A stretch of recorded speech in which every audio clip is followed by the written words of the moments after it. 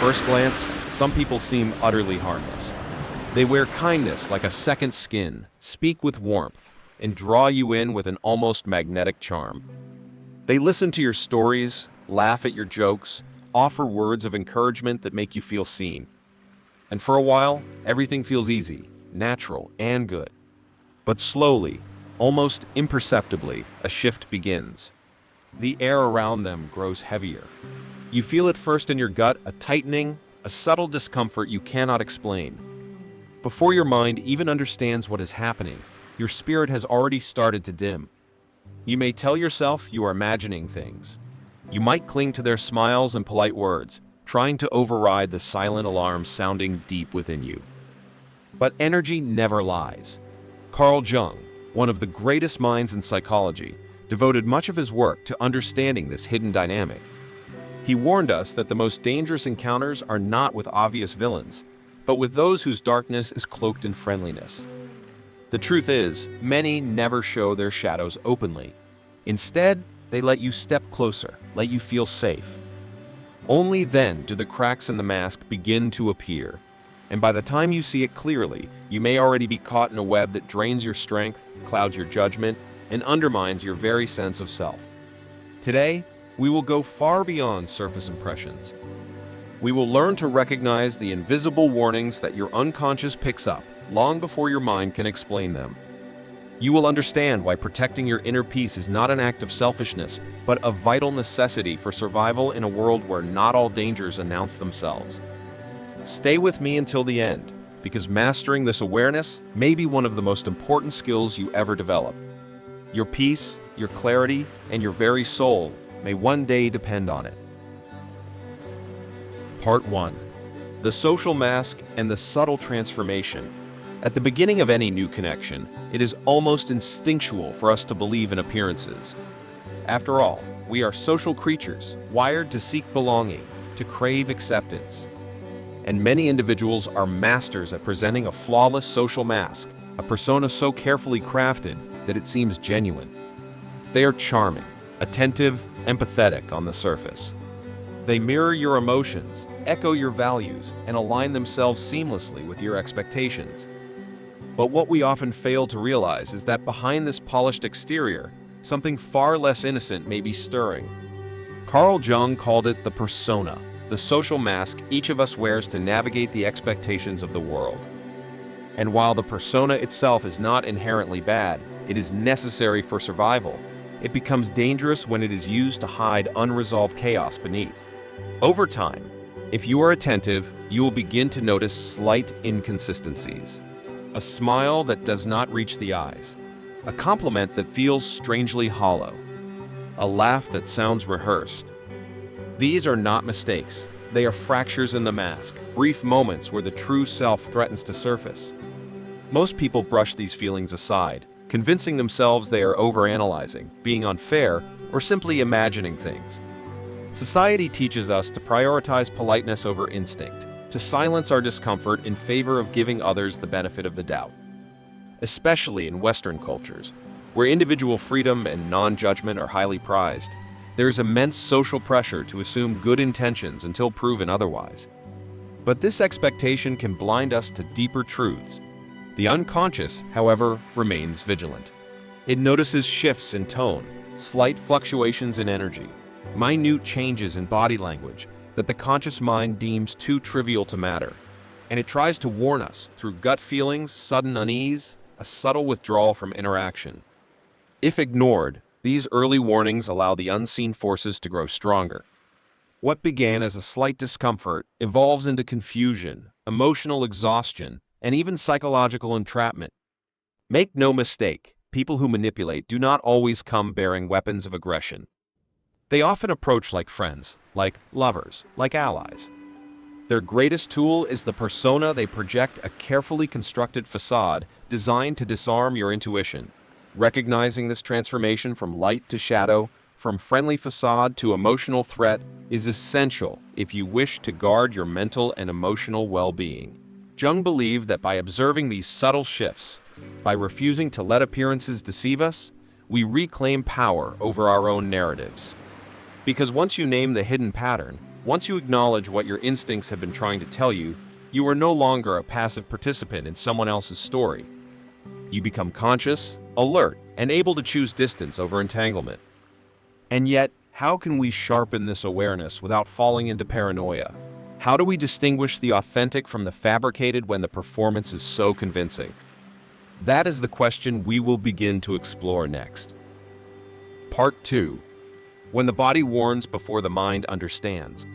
Long before your conscious mind can articulate what feels wrong, your body knows.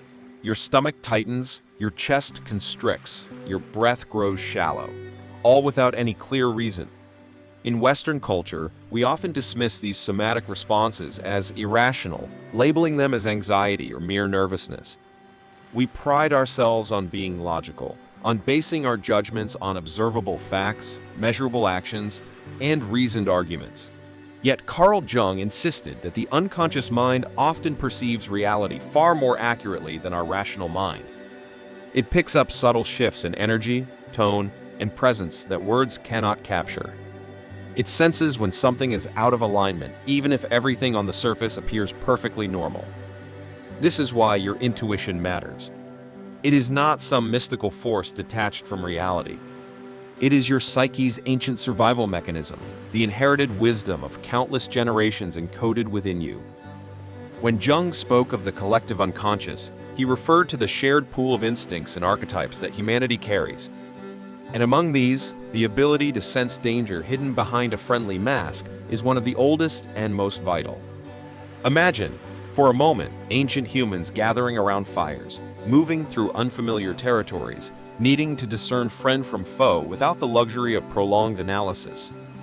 Their survival often depended on the immediate recognition of unseen threats. That instinct lives on in you today. But the modern world, with its emphasis on appearances and decorum, conditions us to silence it. We are taught to prioritize politeness over perception, to give second chances, to rationalize away discomfort. This cultural conditioning creates a gap between what we feel and what we allow ourselves to act upon. The truth is, when you feel a sudden unease around someone who has done nothing overtly wrong, it is not random. Your unconscious mind is picking up cues your conscious mind cannot yet decode. Microexpressions, tiny, involuntary facial movements, voice inflections that do not match the words spoken, shifts in posture, variations in breathing rhythms, even pheromonal changes invisible to the eye, all register somewhere deep inside you. The body reads these signals as data, alerting you through visceral sensation. That gut feeling you experience is your oldest, truest ally. Yet most people ignore it. They label it as insecurity, fear of vulnerability, or mere imagination. And in doing so, they allow themselves to be led into situations that cost them dearly emotionally, mentally, sometimes even physically. Jung taught that acknowledging these subtle emotional and physical signals is not regression to superstition. It is the cultivation of deeper consciousness. It is the process of bringing the wisdom of the body into dialogue with the rational mind, creating a unity that allows for truly wise decisions. Developing this sensitivity does not mean becoming cynical or closed off. It means honoring the full spectrum of your intelligence, emotional, physical, and rational alike. In a society obsessed with appearances, reclaiming trust in your own perceptions is a revolutionary act. But how can we tell whether our instincts are truly warning us, or whether they are colored by personal biases, past traumas, or irrational fear? This is the delicate art we must now turn to. Part 3. Energy never lies. Energy never lies. Words can deceive, gestures can be rehearsed, smiles can be crafted with precision, but energy, the silent language of the soul, cannot be faked. No matter how skilled someone is at performing kindness, if the core of their being carries chaos, resentment, manipulation, or emptiness, that energy will eventually seep through. You will feel it before you can see it. In a world conditioned to value appearances, this simple but profound truth has been buried under layers of social scripts. Yet the body remains a faithful reader of energy. Think of moments when you entered a room and instantly sensed tension without anyone saying a word. Or times when you met someone who smiled warmly but left you feeling strangely drained afterward. These are not coincidences. They are glimpses into the unseen forces that govern human interaction. Modern science has begun to validate what ancient wisdom always knew. Studies on mirror neurons reveal that we unconsciously synchronize with the emotional states of those around us. Microexpressions, vocal tone, and even electromagnetic fields generated by the heart all transmit information that bypasses the rational brain and communicates directly with our intuitive senses. Carl Jung's work reminds us that paying attention to this energetic exchange is essential for protecting our emotional and psychological well-being. Ignoring what you feel in favor of what you are told invites confusion, fatigue, and even harm into your life. In Western societies, where verbal communication is often privileged above all else, we are particularly vulnerable to this disconnection. We are trained to trust eloquence, to value charisma, to be persuaded by polished rhetoric. But energy does not submit to language. It communicates through sensation, through a subtle knowing that defies articulation. This is why sometimes, even when a person says all the right things, offers all the right gestures, and presents all the right credentials, something within you remains uneasy. It is not paranoia. It is the deeper intelligence of your being recognizing a misalignment between the mask and the essence. Trusting this awareness is not about becoming suspicious of everyone. It is about honoring the part of you that refuses to be blinded by appearances. True discernment arises when you learn to balance reason with resonance, thought with feeling, evidence with energy. When you meet someone new, do not only listen to their words. Listen to how you feel in their presence. Does your body relax or does it brace? Do you feel uplifted or quietly diminished? Pay attention to the subtle shifts in your breathing, your heart rate, your emotional state. They are your most honest guides. Yet developing this sensitivity raises another critical challenge. What if past wounds have distorted your perception? What if trauma has taught you to expect harm even where none exists? How do you differentiate between intuition and fear? That distinction is what we must now explore if we are to trust ourselves without losing the openness that genuine connection requires. Part 4. Why we ignore the subtle warnings of discomfort. Why is it that when we feel that first ripple of discomfort, we so often choose to silence it? Why do we rationalize away the subtle warnings our body so desperately tries to give us? The answer lies deep within the social fabric of our upbringing, especially in Western culture, where politeness, rationality, and giving others the benefit of the doubt are virtues instilled from an early age. From childhood, we are taught to override instinct in favor of courtesy. When a child says they feel uncomfortable around an adult, how often are they told to be polite, to give a hug anyway, to smile and behave? This pattern of dismissing internal signals for the sake of social expectation conditions us to distrust ourselves. By the time we reach adulthood, many of us have become experts at explaining away our discomfort, convincing ourselves that we are overreacting, that it is wrong to judge without proof, that it is better to be understanding than suspicious. Carl Jung understood that this suppression of instinct is not just a personal issue, it is a cultural and psychological phenomenon. He observed how modern society increasingly values conscious intellect over unconscious wisdom, placing logic on a pedestal while relegating intuitive knowing to the realm of superstition. In doing so, we have disarmed ourselves against one of the most primal tools for survival.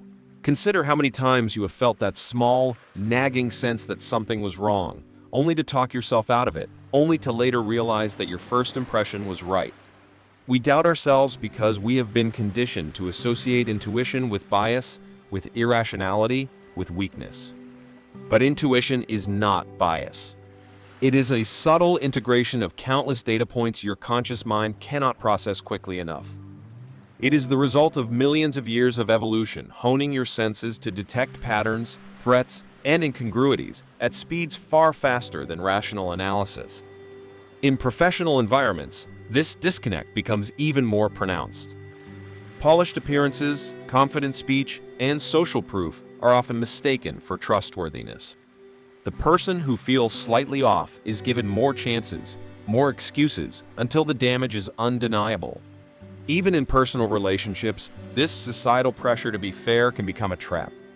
We feel obligated to justify our discomfort, to find a tangible reason before we allow ourselves to act. But the unconscious does not work on tangible evidence, it works on resonance. And if you wait for tangible evidence to validate your instincts, you may already be entangled too deeply to withdraw without harm.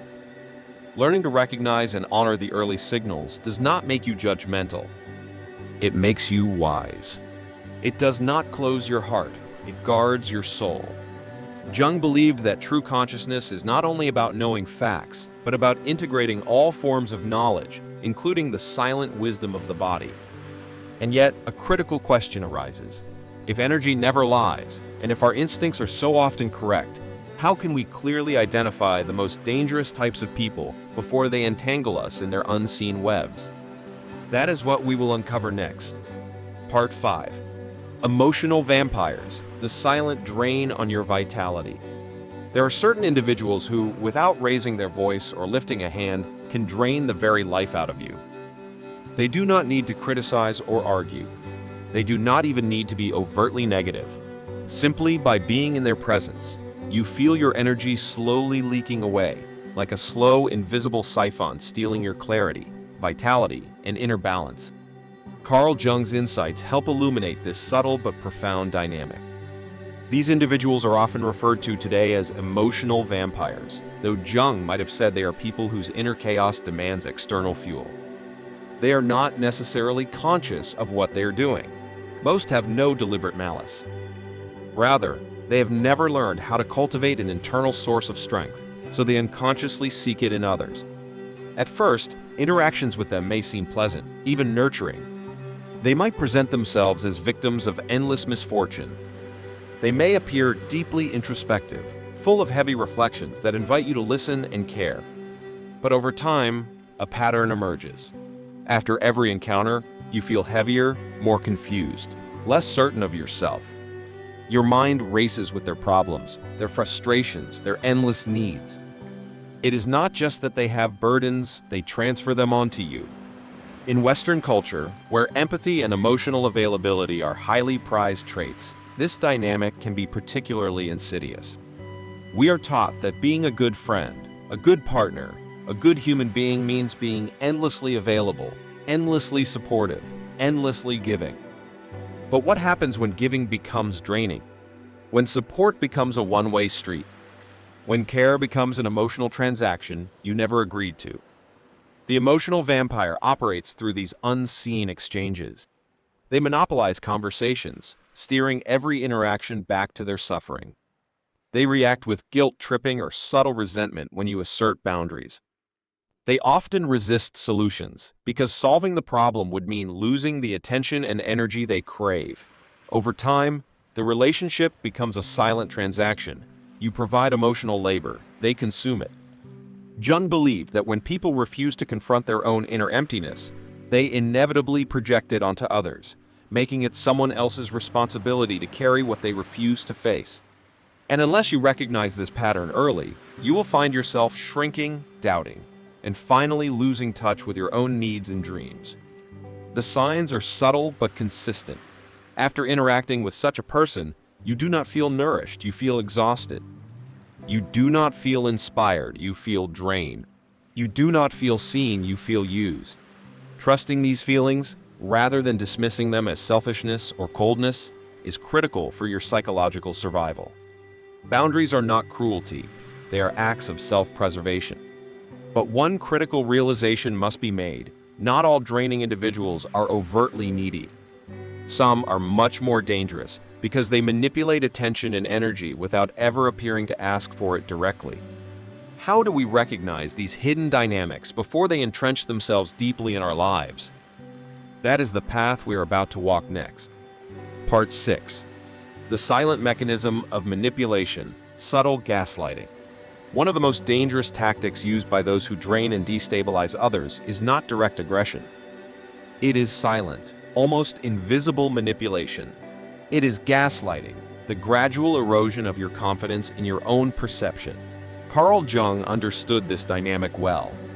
He observed that when individuals are unwilling to confront their own darkness, they unconsciously distort the realities of those around them to maintain control and avoid facing themselves.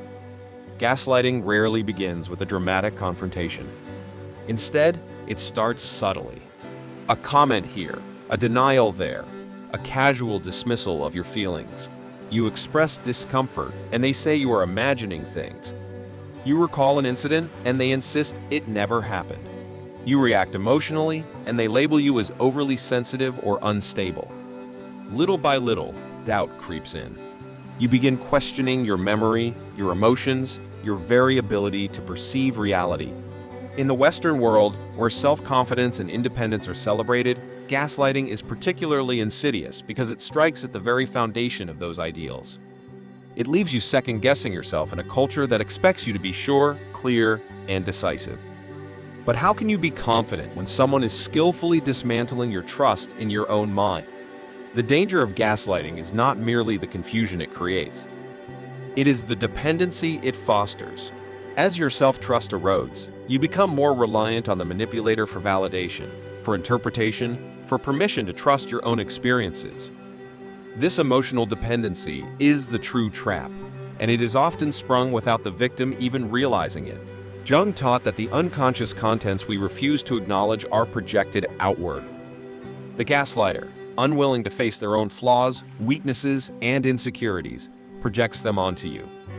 They cannot accept their mistakes, so they insist you are the one who misunderstands. They cannot tolerate their emotional volatility, so they accuse you of being dramatic. And because these projections are delivered with calm voices, gentle smiles, and logical arguments, you begin to internalize the blame. You start carrying the weight of their unresolved chaos as if it were your own. Recognizing gaslighting requires vigilance and courage. Look for shifting narratives. What they claimed yesterday, they deny today. Pay attention to emotional invalidation when your feelings are consistently minimized or mocked. Notice isolation tactics, subtle suggestions that others do not understand you, that only they truly see you. Most importantly, observe how you feel after interactions. True connection leaves you feeling seen and strengthened. Gaslighting leaves you feeling confused and diminished. Trust those sensations. They are your compass through the fog. But this raises a deeper and even more unsettling question.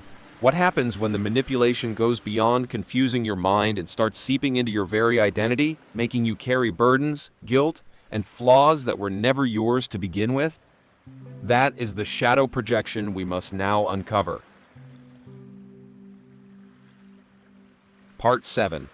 When their shadow becomes your burden. Beyond the manipulation of your perception lies an even deeper and more corrosive dynamic, the projection of another person's unresolved shadow onto you. Carl Jung devoted much of his life's work to understanding this phenomenon. He taught that everything a person refuses to acknowledge within themselves, their anger, fear, shame, selfishness, is not simply erased. It must find a home. And if they lack the courage to face it internally, they unconsciously deposit it onto others. You. At first, it may seem like ordinary misunderstanding. A friend accuses you of being cold when you simply set a boundary. A partner calls you selfish for taking time to care for your own needs. A colleague labels you disloyal for questioning unethical behavior. The accusations feel confusing because they do not align with your intentions or actions. Yet, part of you wonders, could they be right? This is the beginning of shadow projection. In Western societies, where self-esteem is often tied to social validation, these projections hit particularly hard. We are conditioned to care about how others see us, to value being seen as good, kind, fair. When someone close to us accuses us of moral failings, it cuts deeply, triggering guilt and self-doubt. The danger of carrying someone else's shadow is that, over time, you may start to believe it is yours. You might find yourself apologizing for things you never did, shrinking your light to avoid triggering resentment, altering your choices to manage another's emotional chaos. You become the vessel for pain that was never meant to be yours. Jung warned that unless we recognize these projections for what they are, we risk living out the disowned stories of others instead of writing our own. The psychological burden grows heavier until one day, you no longer recognize who you are, apart from the roles imposed on you by others' unexamined wounds. Recognizing shadow projection requires a fierce commitment to inner truth. It demands that you pause when someone accuses you and ask, is there truth in this? Or am I carrying a story that belongs to them? It requires developing the strength to stand firm even when accused, the clarity to differentiate between your authentic flaws and the shadows of others, and the courage to refuse to carry burdens that are not yours. True compassion is not about absorbing others' pain to your own detriment. It is about holding space for others without losing yourself. Jung believed that the only way to end the cycle of projection is through radical self-awareness, by recognizing and integrating our own shadows so we do not unconsciously burden others. But most people are not willing to undertake this difficult inner work. Instead, they continue projecting, and those closest to them continue suffering. So how do we shield ourselves from becoming unwilling carriers of someone else's unresolved darkness without closing off our hearts to authentic connection? How do we remain open without becoming overwhelmed? That delicate balance is what we must explore next. Part 8. Silent envy from those closest to you. There is a more silent but equally corrosive form of shadow projection, one that often comes not from enemies or strangers, but from those closest to us. It is the quiet, disguised envy that rises in the hearts of friends, family members, even longtime partners when your light begins to shine too brightly. Carl Jung taught that envy is often the unacknowledged shadow emotion, the feeling we dare not admit, even to ourselves.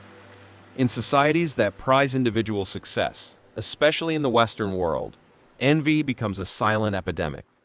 We are told to celebrate others' achievements, to be genuinely happy for their victories. Yet deep beneath the surface, unresolved feelings of inadequacy, failure, and resentment simmer. When you start growing, evolving, and stepping into your potential, you unknowingly become a mirror reflecting back to others all the dreams they abandoned, all the risks they feared to take, all the parts of themselves they chose not to nurture. And many cannot bear the sight. At first, it is almost imperceptible. A slight hesitation in their congratulation. A half-hearted smile when you share good news. A piece of unsolicited advice disguised as concern. Are you sure you're ready for that? Maybe you should be more careful. Not everyone succeeds in that field, you know. These are not random comments.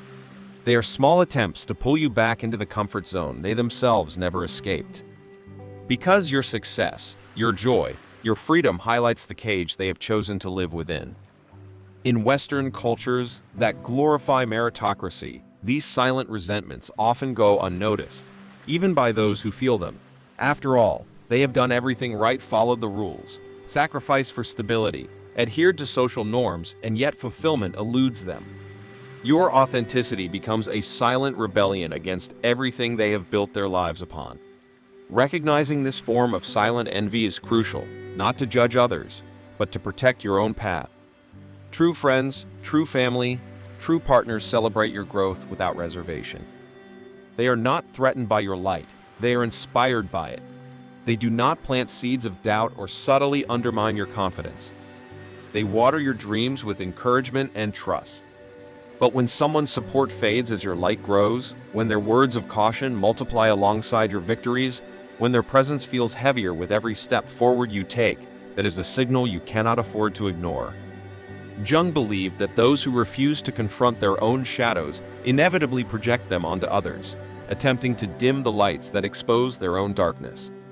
And the closer they are to you, the more access they have to your vulnerabilities, making their silent resentment all the more dangerous. Protecting yourself from this subtle energy does not require confrontation. It requires discernment. It requires surrounding yourself with those who truly want to see you soar, who feel no need to compete or diminish, who understand that another's light does not extinguish their own. Yet a haunting question remains. What if the darkness we are facing is not silent envy, not subtle manipulation, but something even more chaotic, a force so deeply entangled in shadow that it drags everything and everyone around it into turmoil? That is the most dangerous encounter of all, and it is what we must now prepare to face. Part 9. The Chaos Bringers, Uncontrolled Shadows. Some people do not merely carry a hidden shadow, they embody chaos itself. Wherever they go, disorder follows. Not the occasional hardship or misfortune that every human experiences, but a relentless pattern of drama, conflict, and collapse. Carl Jung warned that those who refuse to confront their own unconscious darkness inevitably become agents of destruction in the lives of others. And when you encounter such a person, no amount of kindness, patience, or understanding can save you from the storm they carry within. At first, the chaos may be hidden under charm, passion, and a magnetic intensity that feels almost irresistible. These individuals often have captivating stories, dramatic life histories, and an ability to make every moment feel heightened, alive. In a world where many feel numb or disconnected, their energy can seem intoxicating. They seem larger than life, and being near them feels like stepping into a movie where you are the chosen co-star. But soon, patterns emerge. Relationships that start with fireworks end in ashes. Friendships that seemed sacred disintegrate into betrayal. Promising ventures devolve into blame, suspicion, and collapse. Wherever they walk, bridges burn not because the world is against them, but because they carry their own internal war into every arena they enter. Western culture, with its love of charisma and storytelling, often glorifies these chaotic figures, mistaking their intensity for authenticity, their volatility for passion. But as Jung understood, unintegrated shadow leads not to true vitality, but to emotional contagion where the pain, instability, and unresolved trauma of one person spread to those around them like wildfire. If you find yourself constantly swept into crises that are not your own, if peace becomes rare and exhaustion becomes normal, if you are endlessly trying to stabilize someone who seems determined to live in turmoil, you may have been caught in the orbit of such a chaos bringer. It is critical to recognize that you are not their savior. No amount of loyalty, love, or sacrifice will heal someone who is unwilling to face their own darkness. In fact, the longer you stay, the more you will lose yourself in their maelstrom. Jung famously said, "Until you make the unconscious conscious, it will direct your life and you will call it fate." For the chaos bringer, this fate is a self-fulfilling prophecy of ruin, and if you're not vigilant, it will become your fate as well. The red flags are always there. Endless cycles of conflict with everyone they know, a history of broken relationships, a pattern of turning allies into enemies. Their stories may be persuasive, painting them as perpetual victims of betrayal and misunderstanding. But if every relationship ends in disaster, the common denominator is not the world, it is them. Protecting yourself from such individuals is not an act of cruelty, it is an act of survival. No one can save another by drowning alongside them. Yet even with all this knowledge, even with awareness sharpened by experience, a crucial challenge remains. How do we guard our peace without hardening our hearts? How do we stay open to genuine connection while protecting ourselves from invisible storms? That final, delicate balance is what we will uncover next. Part 10. Protecting your inner peace, the art of recognizing and walking away. Protecting your inner peace is not about building walls so high that no one can reach you. It is about cultivating the wisdom to recognize which energies nourish your soul and which deplete it. Carl Jung taught that individuation, the lifelong journey toward becoming who you truly are, requires discernment, courage, and above all, self-respect. In a world where appearances often mask intentions, where charm can cloak chaos, and where wounded souls unconsciously seek to entangle others in their unresolved pain, safeguarding your peace becomes not just an act of survival but a sacred responsibility. It begins with listening deeply to yourself. Your body, your emotions, your intuition are not enemies to be subdued by logic. They are ancient allies whispering truths you cannot afford to ignore. When you feel a subtle tightening around someone, do not dismiss it. When joy drains from your heart in their presence, do not rationalize it. When confusion replaces clarity after every interaction, do not explain it away. These are the sacred alarms of your soul, ringing quietly but persistently, asking you to honor your own reality. True strength is not found in enduring toxic dynamics longer than you should. It is found in having the courage to walk away without needing permission, apology, or proof that others will understand. Western culture often glorifies resilience as the ability to endure anything, to tough it out, to stay the course even when it costs your well-being. But Jung's deeper wisdom reminds us that resilience is not about stubborn endurance, it is about conscious choice. It is about knowing when to stay and when to go, when to fight and when to release, when to speak and when to remain silent. Protecting your peace does not mean closing your heart. It means opening your heart to those who meet you with authenticity, respect, and mutual nourishment. It means saying yes to relationships that uplift and empower you, and saying no with grace, but with firmness to those that drain, diminish, or distort your truth. There will always be those who carry unintegrated shadows, who seek to manipulate, project, or destabilize. But you do not have to be their battleground. You do not have to sacrifice your clarity, your energy, your dreams to rescue those unwilling to rescue themselves. The greatest gift you can offer the world is your own wholeness. A soul at peace radiates an energy that heals, inspires, and uplifts others simply by existing. Jung believed that when we make the unconscious conscious, we not only free ourselves, but create ripples of transformation that touch every life we encounter. Today, as you walk forward, choose to trust the wisdom that lives within you. Choose to listen to the quiet voice that knows when something is not right. Choose to honor your energy as sacred, your peace as precious, your growth as non-negotiable. Because at the end of the day, no one else will guard your soul the way you must. Now, ask yourself, are you ready to stop doubting the signs, to start trusting your own knowing, and to finally protect the extraordinary light within you? If so, your journey toward deeper freedom, deeper strength, and deeper joy has already begun.